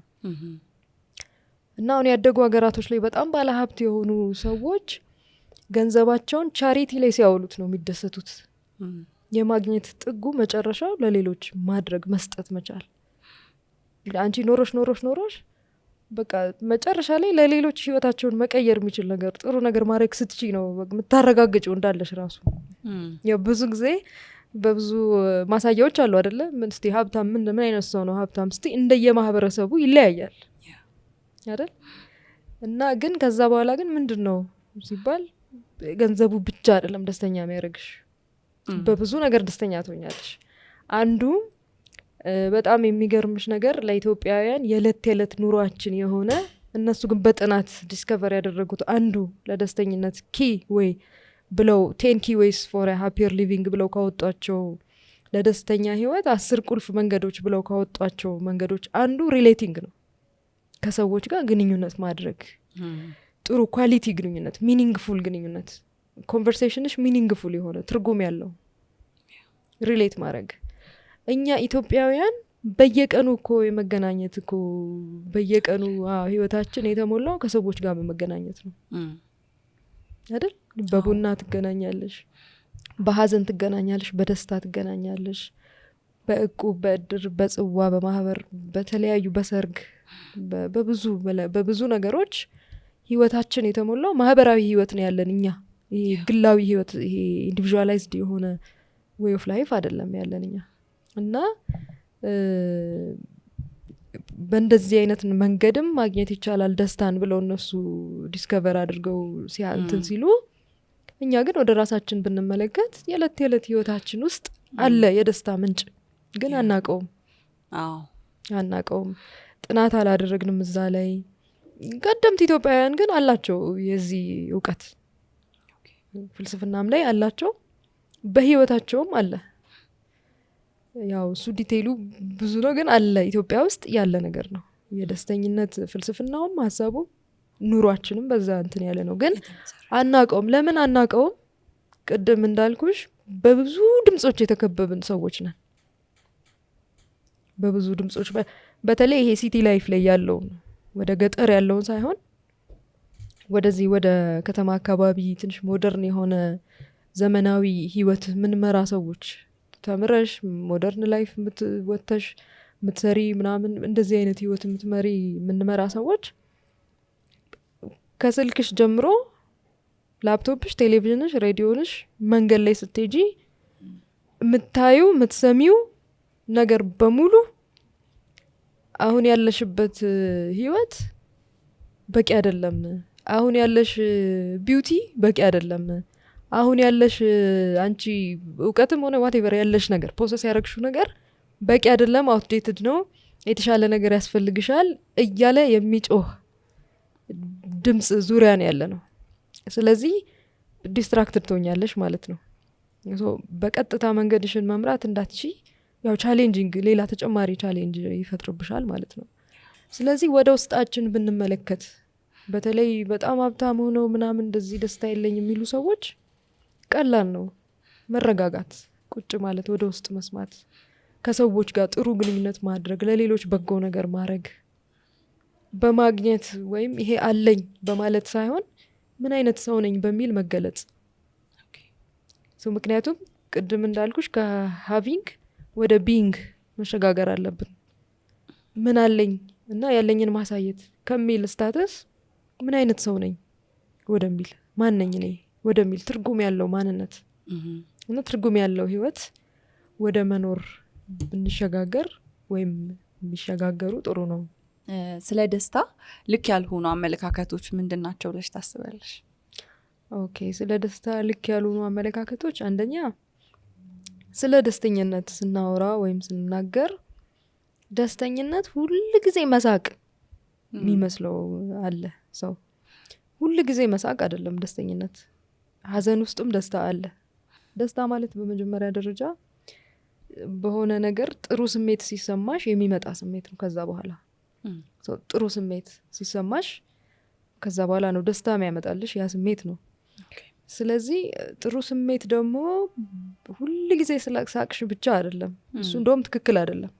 በደስተኝነት ጥናት የሰው ልጅ ሁሌ መደሰት፣ ሁሌ ሊደሰት አይችልም። ችግር አለ። ሁሌ ሊስቅ አይችልም። እንደዛ ከሆነ ሁሌም ካዘነም ችግር አለ። ባላንስድ የሆነ ህይወት መኖር አለበት ነው። በብዛት ግን የምትደሰችበት ጊዜ ቢበዛ ጥሩ ነው ነው።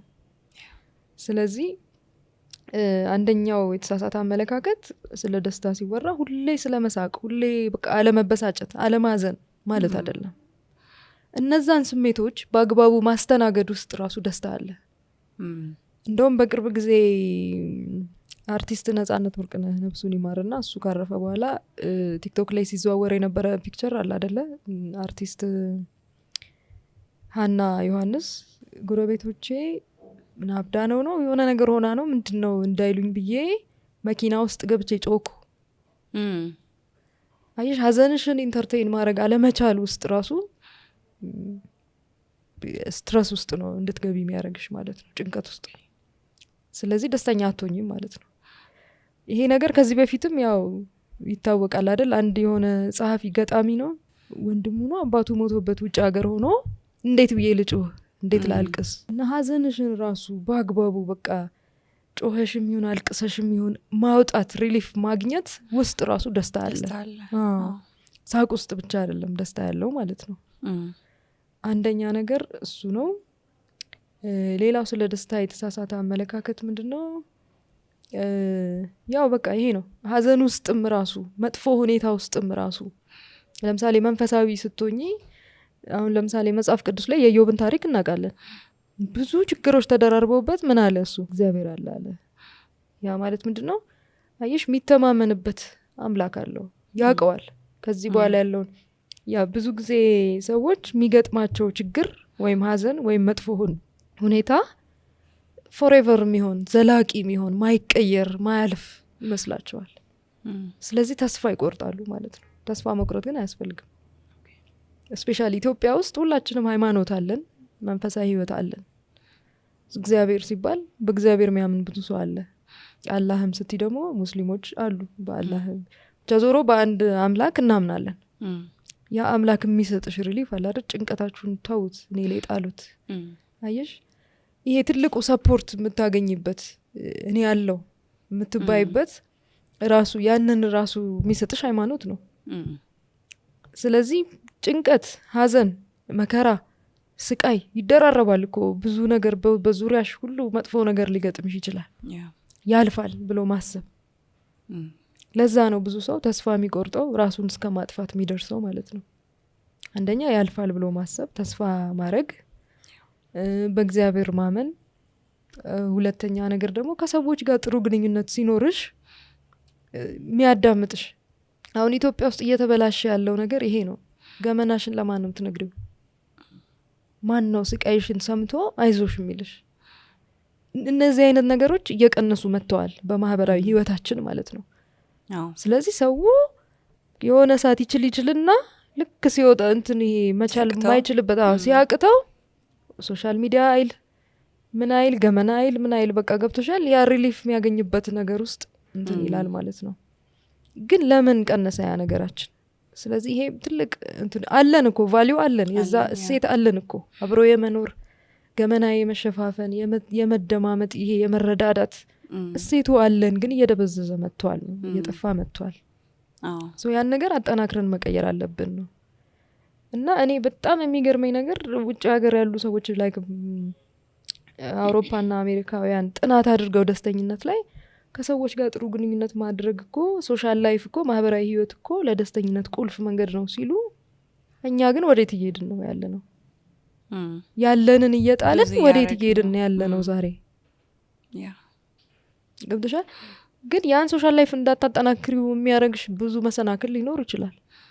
ኢንዲቪዥዋሊ በዙሪያሽ ያሉት ሰዎች ምን አይነት ሰዎች ናቸው? ገብቶሻል? ይሄ ኳሊቲ ሪሌሽንሽፕ ያልነው ቅድም ሪላይ የምታደረጊበት ሚስጥርሽን ብትነግሪው አይዞሽ የሚልሽ ሰምቶ ኢትስ ኦኬ የሚጠብቅልሽ ሰፖርት በተቻለው በሀሳብም ጭምር ኤኒታይም ብትቸገሪ ራሱ የምትጠሪው አይነት ኳሊቲ የሆነ ጥሩ ትርጉም ያለው ግንኙነት አለን ወይ? ስለዚህ ያ ነገራችን እንትን ብሏል፣ ተበላሽቶ ማለት እየተበላሸን እየደበዘዘን ያለው ያ ነገር ብናጠናክረው ጥሩ ነው። ስለዚህ ስለ ደስተኝነት የተሳሳቱ አመለካከቶች እነዚህ ናቸው። ሁሌ መሳቅ ማለት አይደለም። ችግርና ሀዘን፣ መጥፎ ሁኔታ፣ ከባድ ሁኔታ ሲገጥም ያልፋል። ተስፋ አለመቁረጥ፣ የደስታ ጊዜ ያሳለፍነው እንዳለፈ ሁሉ ይሄም የሀዘን የችግር ጊዜም ያልፋል። ነገ ሌላ ቀን ነው። ከምንም በላይ ደግሞ እግዚአብሔር አለ። ጭንቀታችሁን ሀሳባችሁን እኔ ላይ ጣሉት የሚል አምላክ ነው። ከሰዎች ጋር ደግሞ ስትቸገሪ፣ ሌላው ነገር ስትቸገሪ እርዳታ መጠየቅ ይላል አሁን ሳይንሱ። ይህ ነው ብቸኝነት ከሚለው ስሜት ራሱ እንድትወጪ የሚያደርግሽ የምታማክሪ ሰው ከጎንሽ አለ ወይ?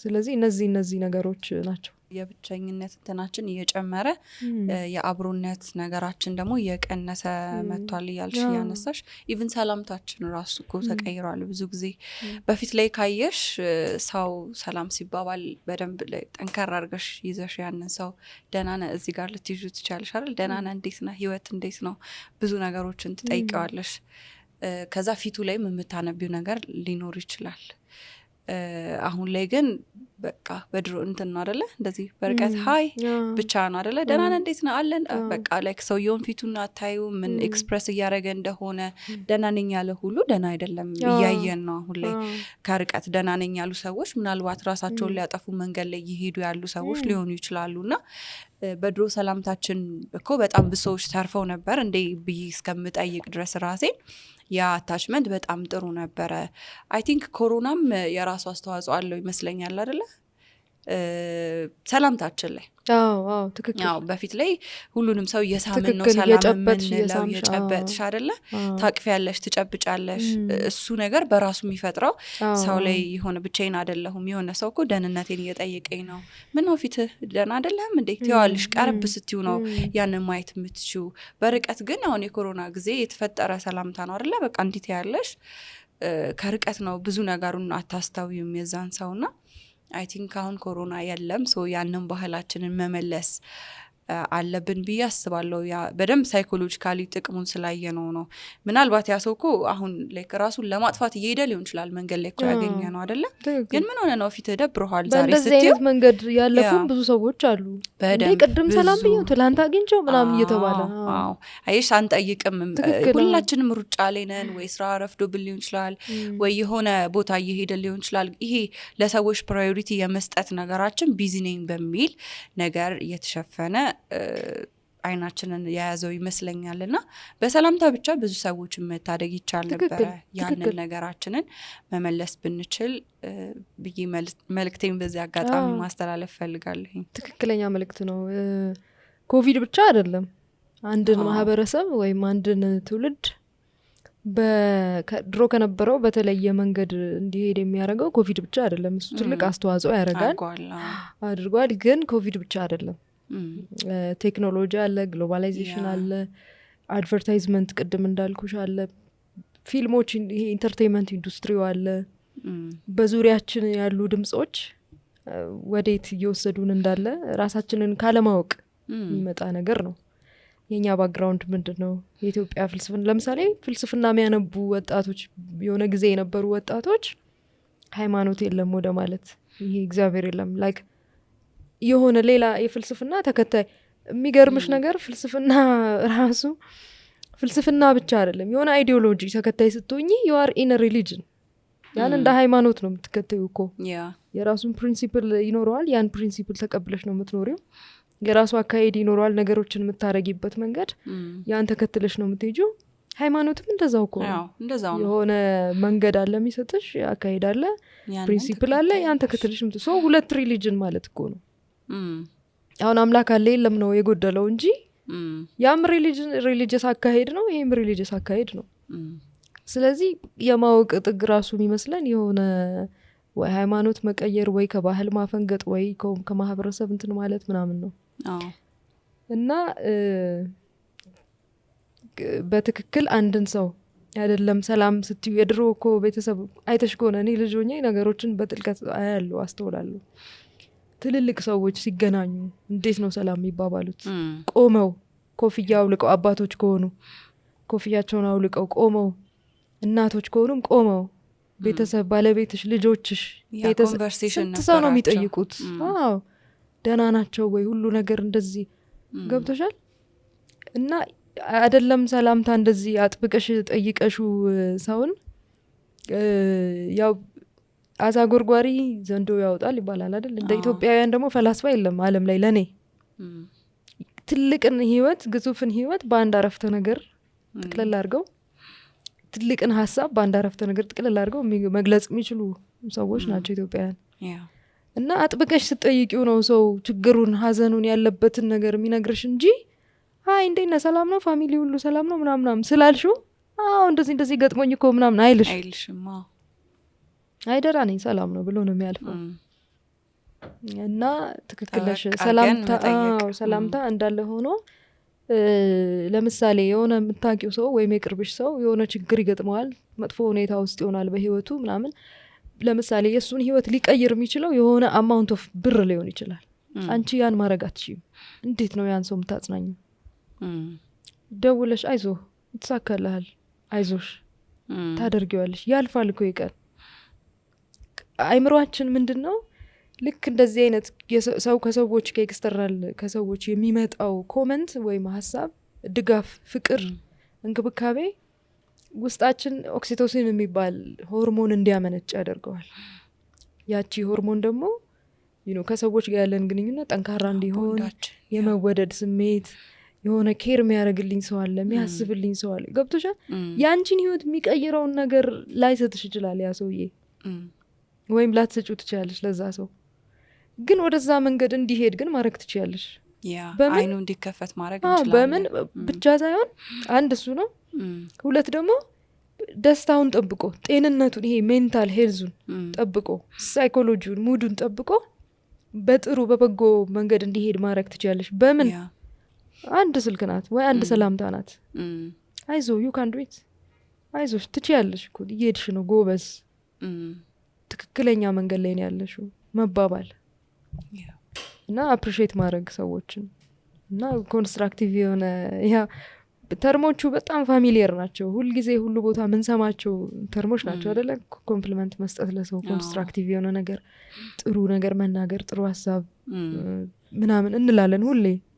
ግን ኢት ወርክስ በደንብ ይሰራል። አባባል ብቻ አይደለም ለማለት ነው። ኢቭን የሰው ህይወትን እስከ ማዳን ሲቀር ደግሞ እስከ ማጥፋት ድረስ ቫልዩ ያለው ነገር ነው ሲባል እንዲሁ ሲወራ ቀላል ይመስላል እንጂ ትልቅ ዋጋ ያለው ነገር ስለሆነ ለከሌ ለመድረስ አቅም የለኝም አትበሉ። የምትችሉትን ነገር በሀሳብ የሚን በንግግር ራሱ አይዞ እሺ ምናምን መባባልም ትልቅ ነገር ነው። ለዚህ ደግሞ እንደኛ ባህል የተመቸ የለም። እኔን የሚባል የእንግሊዘኛ ቃል የለም። ምንድን ነው እኔን በእንግሊዘኛ? እስቲ እኔን በእንግሊዘኛ አለው ተርም የለውም። እኛ ህይወታችን ነው፣ የዕለት የዕለት ህይወታችን ነው። እኔን አይዞ ምናምን እና ጥሩ ነው። ትክክለኛ ኢፌክት ያለው ነገር ነው። ደስታ አይምሯችን ላይ እና ሰውነታችን ላይ የሚፈጥረው ተጽዕኖ አለ። ባዮሎጂካሊ ና ሳይኮሎጂካሊ ምንድን ናቸው እነዛ ጥቅሞች ወይም ለውጦች? አይምሯችን ላይ የሚፈጥረው ነገር አለ፣ ከሰውነታችን ጋር ከሚፈጥረው ነገር ጋር ተያያዥነት አለው በደንብ። አይምሮች ላይ መረጋጋት፣ የስሜት መረጋጋት፣ ሰላማዊ መሆን፣ ወደ ራስሽ መመልከት፣ ስለ ራስሽ ያለሽ አመለካከት፣ በህይወትሽ ያሳለፍሻቸው ዛሬ ላይ ስደርሺ ያለፉ ነገሮች እንዴት ተጽዕኖ ፈጥሮብሻል አይምሮች ላይ፣ እንዴት ነው መዳን የምችለው ምናምን፣ እንደዚህ ከትራውማ ጋር የተያዙ ነገሮች አሉ። ሶ ራስን ከመረዳት ከመዳን ይጀምራል።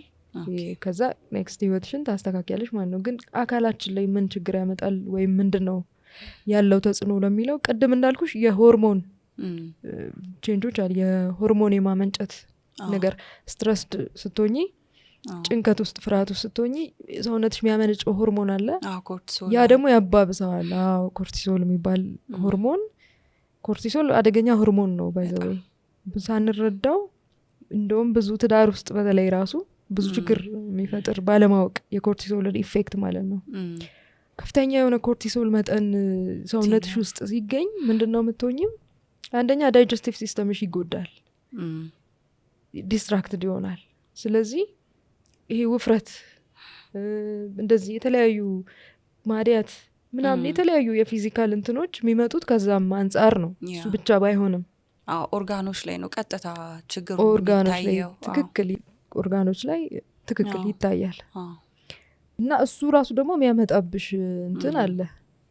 ሶ የኮርቲሶል አደገኝነቱ ልናገር የፈለግኩት ምንድን ነው የሚገርመው ነገር፣ የሆነ ጊዜ አንቺ በህይወትሽ አሁን ትዳር ውስጥ ላሉ ሰዎች ማስተላለፍ እንፈልገው መልእክት፣ አንቺ በህይወትሽ የሆነ ጊዜ ላይ የሆነ የሚያስደነግጥ ነገር ገጥሞሻል ወይ ውስጥሽን የሚረብሽ ነገር።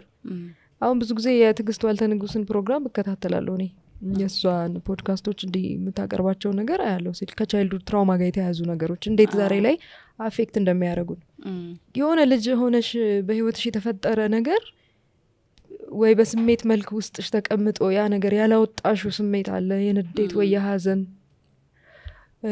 ወይ ደግሞ ያላወጣሹ የሆነ ወይ በህመም መልክ ደግሞ የሚቀመጥ አለ የሆነ አካልሽ ወይ ጨጓራሽ ወይ የሆነ ነገርሽ ታሞ ኬት እንደመጣ ታቂሙ ያ ነገር ግን ታማሚ ትሆኛለሽ በሽተኛ ትሆኛለሽ ሳይኮሎጂካሉ ችግሩ ወደ ፊዚካል ይሆናል ሚታይ የሚዳሰስ ይሆናል ችግሩ ግን እዚህ ጋር ማስተላለፍ የፈለኩት ነገር ምንድነው ለምሳሌ ቺቲንግ ነው አይደለ አንዱ ትልቅ ችግር ትዳር ላይ ባልና ሚስት አሉ ይጋባሉ ከዛ እሱ ወይ እሷ የሆነ ጊዜ ላይ ቺት ተደርጎባቸው ደንግጠዋል ትሬት እንደሆነዋል አይምሮሽ ሲግናል ይሰጥሻል አደጋ ነው አይደለ ያ ነገር ቺት ስትደረጊ ሲቹዌሽኑን ታቂዋለሽ እንዴት ነው ቺት የደረግሽው ቺት ስትደረጊ ምን ነገሮች ነበሩ ምን ወደዛ ወሰደው ከዛ በኋላ ያለውስ ምንድነው እያንዳንዱን ነገር ሴቭ ያደርጋል አይምሮሽ በጣም የሚገርመው ነገር ለምሳሌ ዛሬ ላይ ትዳር መስርተሽ እየኖርሽ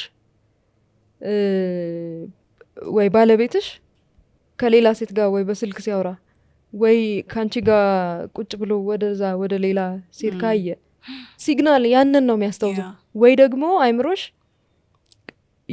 በዛ ሰዓት ያየሽው ነገር ሴቭ ያደረገው ነገር ልክ ዘሞመንት እሱ ከሌላ ሴት ጋር ካወራ ምንም እኮ ላይሆን ይችላል እኮ ላይሆን ይችላል ያ ትክክል ነው ምናምን አይደለም የኔ ፖይንት ግን የምታያቸው እያንዳንዱ ሲግናሎች ያንን ነገር ነው ኮርቲሶል ይመጣል ይመነጫል ምክንያቱም ያውቀዋል ይሄንን ሞመንት አውቀዋለሁ ነው ይሄንን ሞመንት አውቀዋለሁ የሆነ እና አንዳቸው መናገር ይጀምራል ወይም አንዳቸው ትሪገር ያደርጋል ያንን ነገር ማለት ነው አይደል ያስነሳዋል ከዚህ በፊት እኮ እንደዚህ ነበረ ቺት የተደረገብኝ ስለዚህ ሊሆን ነው ገና ሳይሆን እኮ ነው ምንም በላይ ይሄን ነገር ብዙዎቻችን አናውቅም ገብቶሻል እና ምንም ኮርቲሶል ምንድነው የሚያደርገው የሰው ልጅ የሆነ አደጋ በህይወትሽ የሆነ ጊዜ ላይ ተፈጥሯል ያ ነገር ዛሬም የሚከሰት ይመስልሻል ለምሳሌ መኪና ስትነጂ አደጋ ገጥሞሽ ወይም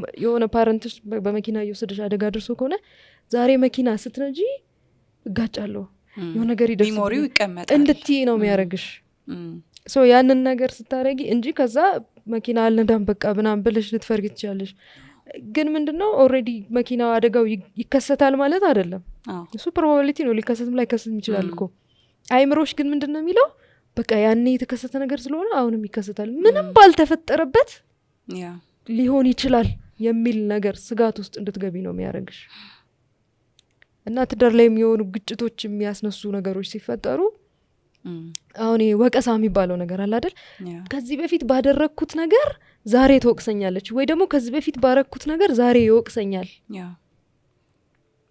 እና ወቀሳው ሁለት ኢንቴንሽን ነው ያለው ሪሊ ትላንት ባረክሽው ነገር አንቺን ለመክሰስ ፈልጌ ከሆነ እሱ ራሱን የቻለ አንድ ኢንቴንሽን ነው ግን ኮርቲሶል እዚህ ጋር የሚሰራው ትልቅ ስራ አለ አንቺ የሆነች ነገር ባደረግሽ ቁጥር ያንን ነገር ነው የሚያመጣው ትላንትና የተፈጠረው አደጋ ወይም የተፈጠረው ችግር ዛሬም ይኸው ሊመጣ ነው ምሳሌው ግልጽ ከሆነ ማለት ነው የሆነ ልጅ እየደበደብሽው በጥፊ እየመታሽው ምናምን ካሳደግሽው ከሰው ጋር ቁጭ ብሎ ማውራት አይችልም እመታለሁ ብሎ ነው የሚያስበው የሚመታው ሰው እኮ የለም ኢቭን አድጎ ራሱ ሊሆን ይችላል ስለዚህ ያቺ የኮርቲሶል የምትባል ሆርሞን በጭንቀት ምናምን በፍርሃት የምትመጣ ሆርሞን ትሬትንድ ስለሚያደርግሽ ስጋት ውስጥ ስለሚከትሽ አሁን ያለው ኢንቫይሮንመንት በሙሉ በዛ የተሞላ በስጋት ሴፍ እንዳልሆነ ስለሚነግር ነው እና እቺን እነዚህ አይነት ነገሮችን እንደናንተ አይነት ያሉ ተቋማት ጥሩ ናቸው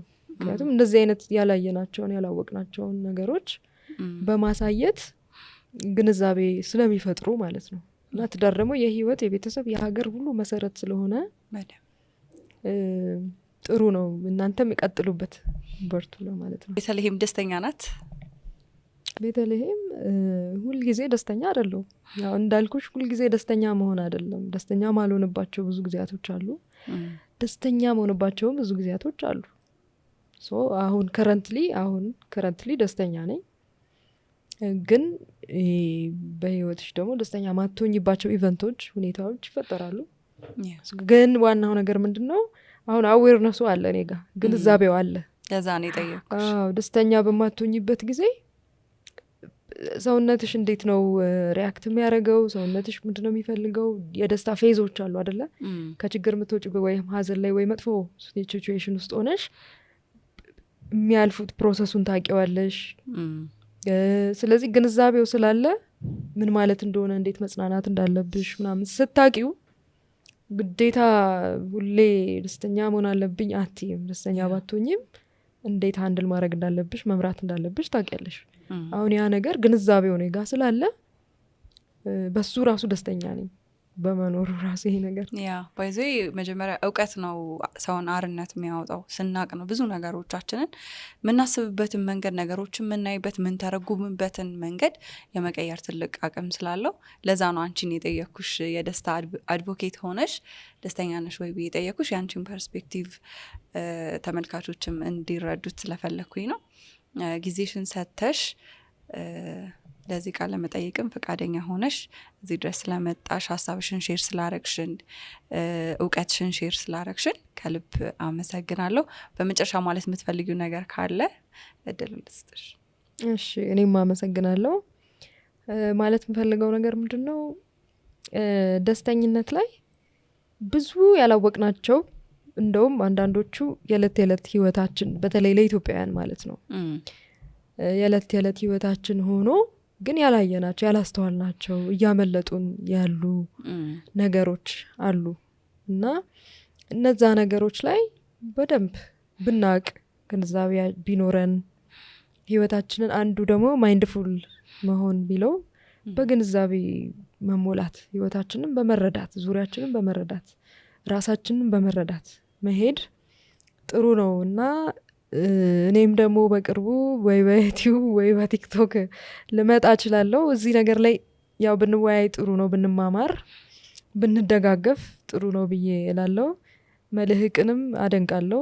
ጥሩ ትልቅ መሰረት ያለው ቤተሰብ ላይ ትዳር ላይ የሚሰራ ተቋም ነው እና በጣም በጣም አደንቃለሁ። ቀጥሉበት፣ በርቱ። አስፈላጊ ነገር ስለሆነ ነው።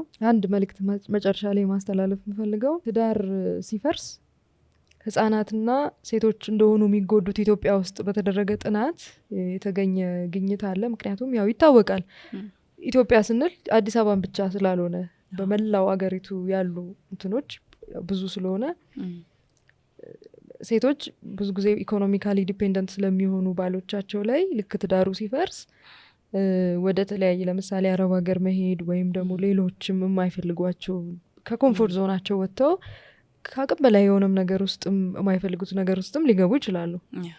ህጻናት ግን ወዴት ነው የሚሄዱት? በቃ እኔ እዚህ ላይ ነው በቃ በደንብ እንዲሰራ የምፈልገው። ህጻናት ብዙ ጊዜ አሁን ጎዳና ላይ ያሉ ልጆችን ቀርበሽ ብትጠይቂያቸው ለምን መጣችሁ ግን ምናምን ብትያቸው እናትና አባቴ ወይ ተለያይተው ወይ እናቴ ሞታ ወይ አባቴ ሞቶ ወይ ሁለቱንም አተው በሞት ብቻ ከእናትና ከአባት ጋር የተገናኘ ነገር ነው፣ ከትዳር ጋር የተገናኘ ነው።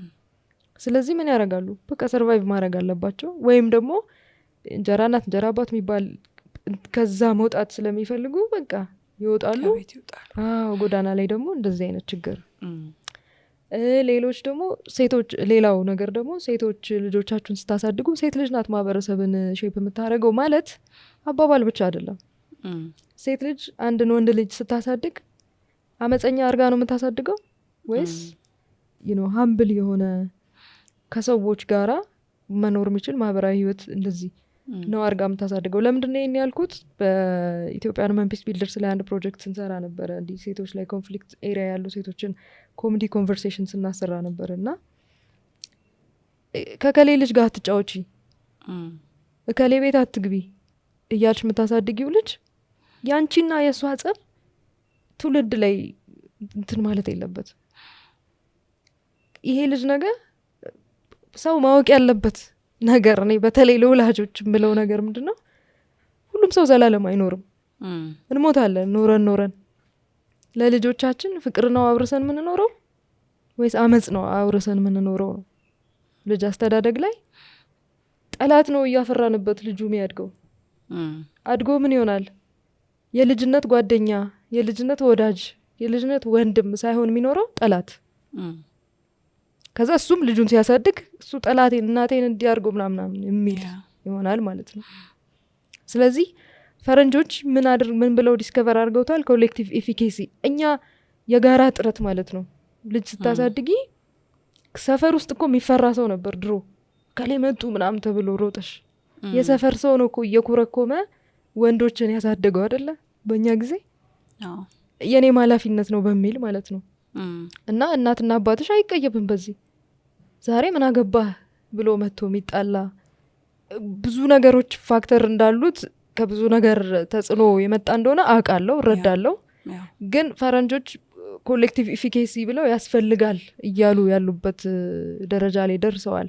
እነሱን ሪፈር ማድረገው ለምንድን ነው? ብዙ ጊዜ እነሱን አይተን ነው የምንሄደው ማለት ሳይሆን በእነሱ ተጽዕኖ ስር አልፈናል አይደል? እነሱ ያደረጉት ትክክል ነው የሚል እምነት ላይ ደርሰን በዚህ ግሎባላይዜሽን የሚባለው አንዱ ዌስተርናይዜሽን፣ እነሱን መምሰል የዘመናዊነት የማወቅ ማሳያ ስላረግ ነው።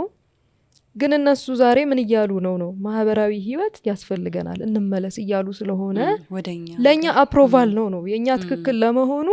ይኸው ያደጉ ሀገራቶች እንኳን የተሻለ የተማሩ የተሻለ ያገኙ ምናምን ኮንዱሲቭ ኢንቫይሮንመንት እንትን ያሉ አቺቭ ያደረጉ እንኳን ሰዎች አይ ማህበራዊ ህይወትም ትልቅ አስተዋጽኦ አለው ለሰላማዊ ህይወት፣ ለጤና፣ ለደስታ ምናምን እያሉ ስለሆነ ነው። ስለዚህ ሴቶች ልጆችን ስታሳድጉ አመፀኛ ሳታውቁት በራሳችሁ በግል ጸብ ግን አመፅን እና ጥላቻን ጠላትነትን እንትን የሚል ልጆችን አታሳድጉ ነው።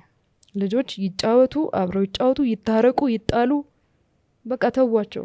በዛ ውስጥ የሚያድግ ወዳጅነት፣ እህትነት፣ ወንድምነት፣ ጓደኝነት አለ።